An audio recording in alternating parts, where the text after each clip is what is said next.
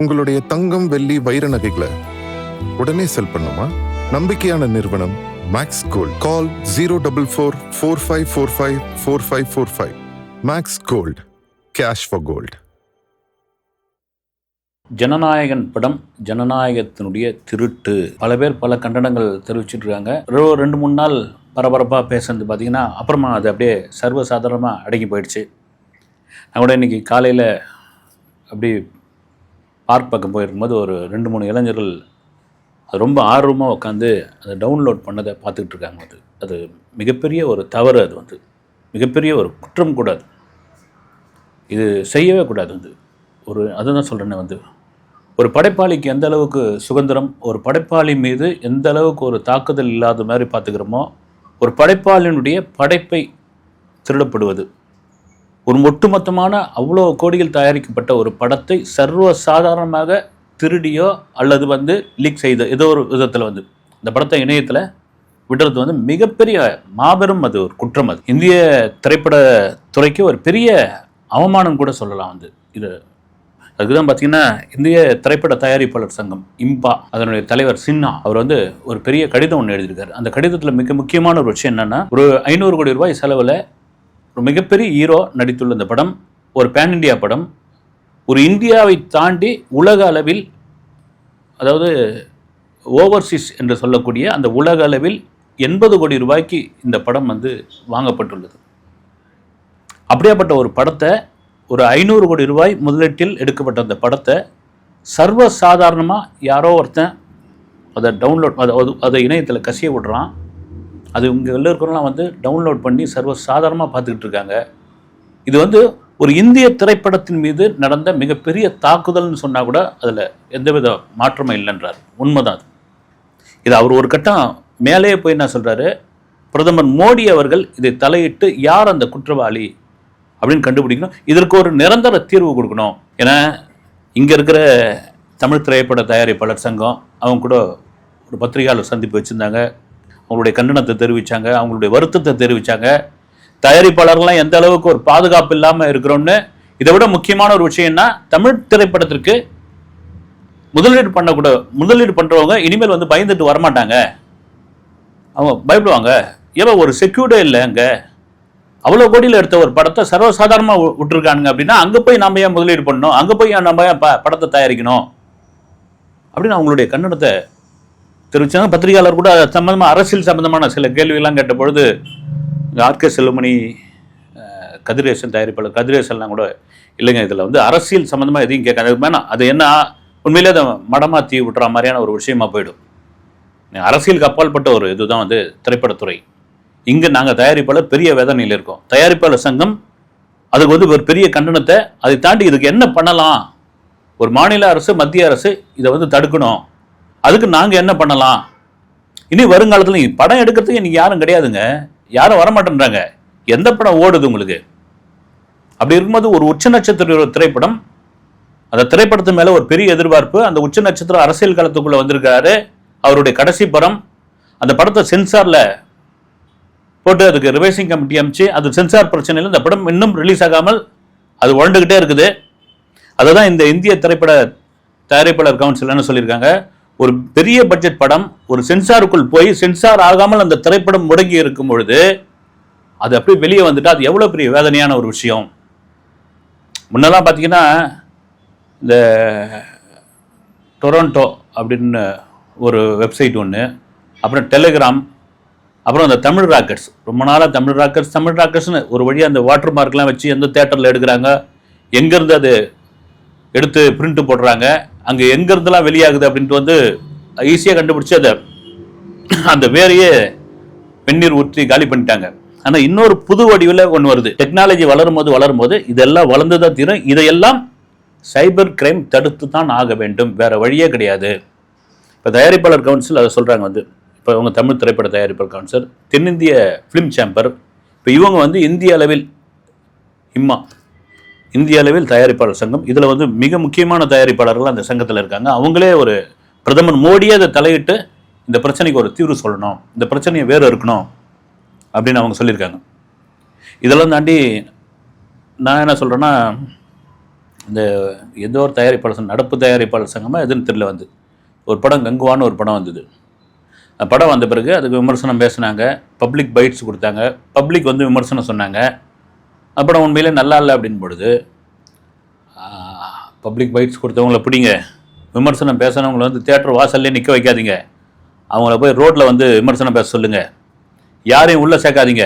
அப்படி அதுக்கப்புறம் பார்த்தீங்கன்னா பல தியேட்டர்களில் வந்து அந்த பைட்ஸ் எடுக்கிறவங்களே உள்ள நீங்கள் ரோட்டில் நின்று எடுத்துங்கப்பா படம் வரவங்களை அப்படின்ற அளவுக்கு ஆயிடுச்சு. அப்புறமா அது விமர்சனமே பண்ணக்கூடாது யாரும் திரைப்படங்களை, எப்படியாப்பட்ட ஒரு இது பாருங்க, கோர்ட்டுக்கு போனாங்க திரைப்படங்களை விமர்சனம் பண்ணக்கூடாதுன்னு. ஏமா கண்டென்ட் நல்லா இல்லைன்னா நல்லா இல்லைன்னு சொல்லுவாங்க. அப்படி ஒரு விமர்சனம் பண்ணல அப்படின்னா தாய் கழுவி மாதிரியான படங்கள்லாம் ஓடி இருக்குமா, மக்கள்கிட்ட போய் சேர்ந்துருக்குமா? லேட்டாக வேணா சேர்ந்துருக்கோம். அந்த படங்களை பாராட்டியிருக்காங்கல்ல, ஒரு தாய் கழுவி, வித்து லவ், அது மாதிரி படங்களை வந்து பாராட்டியிருக்காங்கல்ல. ஆனால் அவங்க போய் விமர்சனமே பண்ணக்கூடாதுன்னு நீதிபதி அவர்கள் வந்து அதெல்லாம் நீங்கள் வந்து கருத்து சுதந்திரத்தில் தலையிட முடியாது அப்படின்னு. இப்போ ஒரு படத்தையே தூக்கி, அவ்வளோ பெரிய படத்தையே தூக்கி இணையத்தில் விட்டுருக்காங்க. இதுக்கு நீங்கள் என்ன சொல்ல போறீங்க? நீங்கள் வந்து என்ன பதில் சொல்ல போறீங்க? அதாவது சிசிடிவி கேமரா வந்து குற்றவாளிகளை காமிக்கும், ஆனால் குற்றத்தை தடுக்காது. வந்து அது மாதிரி தான் வந்து இணையத்தில் வந்திருக்குது.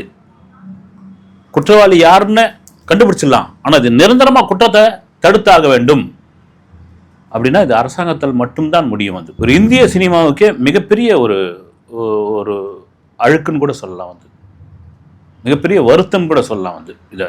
ஏன்னா எனக்கு தெரிஞ்ச வேர்ல்டில் எந்த திரைப்படங்களும் இப்படி இது மாதிரி பைரசியில் இந்த மாதிரி திருட்டு விசிடி பார்க்குறது, இணையத்தில் வந்து அதை வந்து லிங்க் எடுத்து போட்டு கசிய விடுறது, ஒரு திரைப்படம் வெளிவரத்துக்கு முன்னாடி அதை வந்து உள்ளே வந்து இணையத்தில் தூக்கி போடுறது. இங்கே ஹாலிவுட்டில் கூட அதெல்லாம் நடக்கவே நடக்காதுங்க. அவங்ககிட்ட தொழில்நுட்பம் இருந்தால் கூட சரி, ஒரு தொழில் மனசாட்சின்னு ஒன்று இருக்குது. வந்து மீறி அப்படியே வந்தால் கூட அந்த மக்கள் அதை பார்க்க மாட்டாங்க, நிச்சயமாக பார்க்க மாட்டாங்க. எங்கள் ஹாரி பட்டர்னு ஒரு நூலுங்க, ஒரு புத்தகம், நம்ம இந்திய மதிப்பில் 700 ரூபாய் 800 ரூபாய் அதனுடைய மதிப்பு. அந்த புத்தகத்தை, ஒரிஜினல் புத்தகத்தை வாங்கிறதுக்கு சென்னையில் கியூவில் எத்தனை பேர் நின்றுந்தாங்க தெரியுங்களா? பசங்க. அந்த ஒரு புத்தகம் வந்து 250 கோடி ரூபாய் சம்பாரிச்சு கொடுத்தது அந்த ரைட்டருக்கு. வந்து எனக்கு தெரிஞ்ச ஒரு நாவல், ஒரு புத்தகம் 250 கோடி ரூபாய் சம்பாதித்து கொடுத்தது அதுவாக தான் இருக்குன்னு நினைக்கிறேன். அதை பாருங்க நீங்கள், அதில் எத்தனையோ டூப்ளிகேட் கூட வந்திருக்கலாம், பிடிஎஃப் கூட வந்திருக்கலாம். இல்லைங்க நான் ஒரிஜினல் புத்தகத்தை தான் வாங்குவேன். இது எங்கேருந்து தொடங்குது? வந்து ஃபாரின்லேருந்து தொடங்குது. அவங்க கூட திருட்டு விசிடிலையோ திருட்டுத்தனமாக படங்கள் பார்க்கவே மாட்டாங்க. அதுதான் நியாயமான ஒரு விஷயமும் கூட. ஆனால் இங்கே எங்கேருந்து போச்சு அப்படின்னு தெரியாமல் திரும்பவும் விஜய் மேலே தான் ஒரு பழியாக போட்டுட்டு இருக்காங்க. அமீர் கூட சொல்லியிருக்காரு, ஹெச் வினோத்தும் அந்த படத்தோட டைரக்டர் ஹெச் வினோத்தும் விஜயும் மௌனமாக இருக்கிறத பார்த்தா எனக்கு என்னவோ அவங்க மேலே சந்தேகமாக இருக்குதுன்னு தொடர்ச்சியாக அவர் வந்து ஒரு தாக்குதல். இது ஒரு லாஜிக்கே இல்லாத ஒரு விஷயங்க. ஒரு ஹீரோ அவர் ஏன் அந்த படத்தை வந்து வெளியிடுறதுனால அவருக்கு என்ன லாபம்? வந்து அதனால என்ன? வந்து ஒன்றுமே கிடையாது. வந்து இப்போ அவர் அதை சம்மந்தமாக கன்னியாகுமரியிலும் பேச மாட்டேன்றாரு, நாகர்கோயிலையும் பேச மாட்டேன்றாரு, காரைக்குடியிலும் பேச மாட்டேன்றாருன்னா அரசியலுக்கான விஷயம்தான். அரசியல் தலைவராக அவர் போயிருக்காரு. தேர்தல் வரப்போகுது, இன்னும் ஒரு 10 நாள் இருக்குது. இப்போ இருக்கிற நலத்திட்டங்கள் பேசணும். இந்த நான் இதில் கன்னியாகுமரியில் அவர் வந்து மீதி இருக்கிற அறிக்கையெல்லாம் சொன்னார், எனக்கு வாக்கு போடுங்கன்றாரு, விசிலுக்கு வந்து ஓட்டு போடுங்கன்றாரு. இந்த நேரத்தில் அது ஜனநாயகனை விட்டால் அது டோட்டலாக டைவெர்ட் ஆகிடும், டோட்டலாக அது வந்து மடமாதிடும். ஆரம்பத்துலேருந்து ஜனநாயகன் மீது எப்படி வந்து ஒவ்வொரு விஷயமா விஜய் மேலே ஒரு முடக்கம் கொண்டு வந்தாங்களோ, அது ஜனநாயகனும் ஒரு அரசியல் முடக்கம் தான் வந்தது. இது எங்கேருந்து வந்தது? யார் இதற்கான வேறு? இது எந்த லிங்க்லேருந்து வந்தது? இதெல்லாம் கண்டிப்பாக கண்டுபிடிச்சாக்கணும். இங்கே தமிழக சைபர் கிரைம் போலீஸார் வந்து அந்த படங்கள் லிங்க்கு, அந்த வெப்சைட்டு, அதுக்கான சமூக வலைதள அந்த வாட்ஸ்அப் குரூப்பு, இதெல்லாம் வந்து அவங்க தடை பண்ணியிருக்காங்க. வரவேற்கக்கூடிய விஷயம்.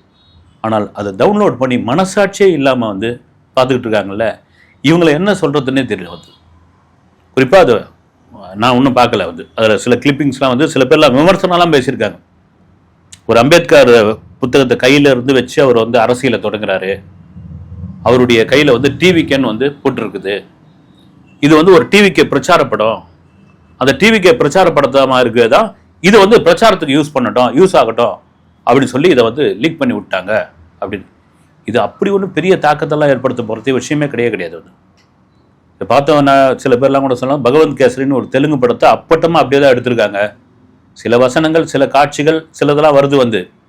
அதை தாண்டி இந்த படம் வந்து விஜயோடைய அரசியலுக்கு அப்படி என்ன பெரிய வந்து ஒரு அப்படியே பொங்கி எழுந்து இந்த படத்தை பார்த்துட்டு போய் கியூவில் முதல் ஆளாக வந்து பூத்து வந்து 7 மணிக்கு தர போகிறாங்கன்னா ஒரு விடிகாலம் 4 மணிக்கெல்லாம் போய் நின்று முதல் ஓட்டை நாம தான் போட்டு ஆகணுன்ற மாதிரி எல்லாம் ஒரு விஷயமும் கிடையாது.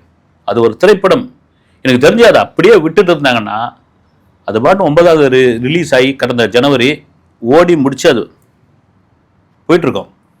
நீங்கள் பாருங்க, நான் இவர் திரைப்பட தயாரிப்பாளர், திரைப்பட தியேட்டர் உரிமையாளர் சங்க தலைவர் திருப்பூர் சுப்பிரமணியம் அவர்களிடம் பேசும்போது கூட சொன்னார் வந்து, சார் இது என்ன சார், இது வந்து அந்த படம் தான் சார் எங்களுக்கு வந்து டிஸ்ட்ரிபியூட்டர் எக்ஸிபியூட்டருக்கு வயிற்றுல பாலை வாக்குற படமாக அதை வந்து நாங்கள் காத்துக்கிட்டு இருந்தோம். இப்போ கூட ஒன்றும் கெட்டு போகல சார், வந்துடுச்சு. ஏன்னா இருக்கிற அத்தனை கோடி பேருமா பார்த்துருக்க போகிறாங்க. சில பேர்ல வேணான்னு விட்டுட்டாங்க. இப்போ கூட ஒன்றும் இல்லை, வர வாரத்தில் அந்த படத்தை ரிலீஸ் பண்ணால் எங்கள் வயிற்றுல வந்து பெரிய அளவில் பாலை வார்த்ததாக இருக்கும். இப்போ இந்த 4 மாதமா, இந்த 3.5 மாதமா நாங்கள் திரைப்பட தியேட்டர் நடத்துறது எவ்வளோ பெரிய கஷ்டமாக இருக்குதுன்னு தெரியுங்களா? சும்மா ஏதோ பேருக்கு நடத்திட்டு இருக்கோம் அப்படின்றாரு. ஆனால் அதுக்கு சாத்தியம் 17ஆம் தேதி அதுக்கு சாத்தியம் கிடையாது. தேர்தல் முடிஞ்ச பிறகு தான். தேர்தல் முடிஞ்ச அடுத்த நாள் வந்து வெள்ளிக்கிழமை, அன்றைக்கும் திரைப்படம் வருது. ஒருவேளை இந்த படம் ஏப்ரல் 30ஆம் தேதி ரிலீஸ் பண்ணுவதற்கான வாய்ப்பு இருக்குது வந்து. ஆனால் அந்த திரைப்படத்திற்கு ஜனநாயகனுக்கு மிகப்பெரிய வரவேற்பு இருக்கும் என்பதில் மாற்று கருத்து கிடையாது. அதே வேளையில் ஒருத்தனை காலி பண்ணணும், ஒருத்தனை அடிக்கணும் அப்படின்னா இந்த வழியில் கூட நாங்கள் பண்ணுவோங்க அப்படின்ட்டு வந்து இது ஒரு என்ன சொல்கிறது, ஒரு பயோவார் மாதிரியான ஒரு விஷயம். இது ரொம்ப கண்டிக்கக்கூடிய ஒரு விஷயம். இது உலகத்தில் எந்த நாட்டிலையும் எனக்கு தெரிஞ்சு இது மாதிரி நடக்காது. எப்படி ஹாலிவுட்டுக்கு அடுத்து இந்திய சினிமா மிகப்பெரிய அளவில் உலகம் முழுக்க பேசப்படுகிறது. ஏன்னா இந்திய சினிமா இந்தி சினிமான்னு இருந்ததை உடைத்தவர்கள் வந்து ஈழத்தமிழர்கள் தான். ஐரோப்பாவில் அவ்வளோ ஈழத்தமிழர்கள் போய் நம்ம தமிழ் சினிமாவை கொண்டு போய் சேர்த்தது அவங்க தான். ஏன்னா அதுக்கு முன்னாடி காலகாலமா இந்திய சினிமா தான் நம்பிக்கிட்டு இருந்தான் அவன். வெற்றிமாறன் மாதிரியான படைப்புகள்லாம் அங்கே போன பிறகுதான் அடடா இப்படி ஒரு சவுத் இந்தியால இருந்து இப்படி ஒரு இண்டஸ்ட்ரி இருக்குதா, இப்படி ஒரு திரைப்படங்கள் இவங்க எடுக்கிறாங்களா அப்படின்னு அங்க இருக்கிற வெள்ளைக்காரங்களை ஆச்சரியப்பட்டாங்க வந்து. அப்படியாப்பட்ட ஒரு இண்டஸ்ட்ரியை இப்படி காலி பண்ண முயற்சி நடந்துகிட்டு இருக்குதா. இது எவ்வளவு கண்டிக்கக்கூடிய ஒரு விஷயம். அது ஒன்றும் இல்லைங்க, ஒரு 500 கோடி ரூபாய் அந்த படத்தினுடைய பட்ஜெட்டு. ஒரு பேங்க்ல 500 கோடி ரூபாய் கொல்ல போகுதுன்னு வச்சுங்க, இந்தியாவே அதிர்ந்து போயிடல. ஒரு 500 கோடி ரூபாய் கொல்ல போகுதுன்னா இந்தியாவே அலர்ட் ஆகும். வந்து போலீஸு, சென்ட்ரல் போலீஸு, சிபிஐ எல்லாம் உள்ளே இறங்குவாங்கல்ல. இப்போ அது மாதிரி தானே இது. ஒரு 500 கோடி ரூபாய் எடுத்து இணையத்தில் போட்ட மாதிரி தானே ஒரு விஷயம் ஆயிடுச்சு. இந்த தயாரிப்பாளருக்கு எவ்வளோ பெரிய வேதனையாக இருக்கும். அது உண்மையிலேயே மிகப்பெரிய வேதனை. அது 500 கோடி ரூபாய் இருந்தானா 5 கோடி ரூபாய் என்ன, இன்னைக்கு 500 கோடி ரூபாய்க்கு நடந்தது நாளைக்கு 5 கோடி ரூபாய் ப்ரொடியூசருக்கு நடக்கும். வந்து அவனுக்கு ஒரு பயம் வந்துடும்ல, வேணாயா இது வந்து சேஃப்டி இல்லாத ஒரு ஏரியாவாக இருக்குது, நம்ம கண்டென்ட் ரொம்ப நல்லா இருந்ததுன்னா சர்வசாதாரணமாக எடுத்து போட்டுருவானுங்க பொழுது, நம்ம தலையில் தான் துண்டு போட்டுன்னு போனோம். இங்கே தமிழ் சினிமாவில் வந்து தயாரிப்பாளர்களே இல்லைங்க. காலகாலமாக எடுத்துக்கிட்டு இருந்த ஏவிஎம், சூப்பர் குட் ஃபிலிம்ஸ், இந்த மாதிரியான பல நிறுவனங்கள்லாம் வேணாம் சாமி படம் தயாரித்து நாங்கள் நிறுத்திடுறோம் அப்படின்னு சொல்லிட்டு போன பிறகு அதர் ஸ்டேட்லேருந்து வந்து எடுக்கிறாங்க. அதுவும் ஒரு ஹீரோவுடைய முக்கியமான படம் அப்படின்பொழுது இதை நீங்கள் சர்வசாதாரணமாக இப்படி விட்டுருக்காங்க அப்படின்னா இந்த இந்திய திரைப்பட தயாரிப்பாளர் கவுன்சிலே உள்ளே இறங்கி அவங்க பேசியிருக்காங்க அப்படின்ட்டு இது இன்னும் இறங்கி ஸ்ட்ராங்காக இறங்கி இதுக்குள்ளே அரசியலோ விஜயோடைய படமோ இது தாவேக்கா சம்மந்த படமோ அப்படின்லாம் ஓரங்கட்டிட்டு இது ஒரு தமிழ் திரைப்படம், ஒரு பெரிய பட்ஜெட்டில் உருவான படம், ஒரு இண்டஸ்ட்ரிக்கே பெரிய ஒரு அவப்பெயரை, ஒரு இன்செக்யூர்டு நிலையை கொண்டு வந்து இங்கே வந்து இதை சேர்த்துருக்குது அப்படின்ட்டு இங்கே இருக்கிற சங்கங்கள், இங்கே இருக்கிற தயாரிப்பாளர்கள், மற்றவர்கள் எல்லாரும் இறங்கி களத்தில் இறங்கி இதற்கான ஒரு முடிவை இந்த பூனைக்கு மணி கட்டுற வேலையை செய்ய வேண்டும் என்பதுதான் என்னுடைய வேண்டுகோள். அடுத்த வீடியோவில் சந்திக்கிறேன். நன்றி.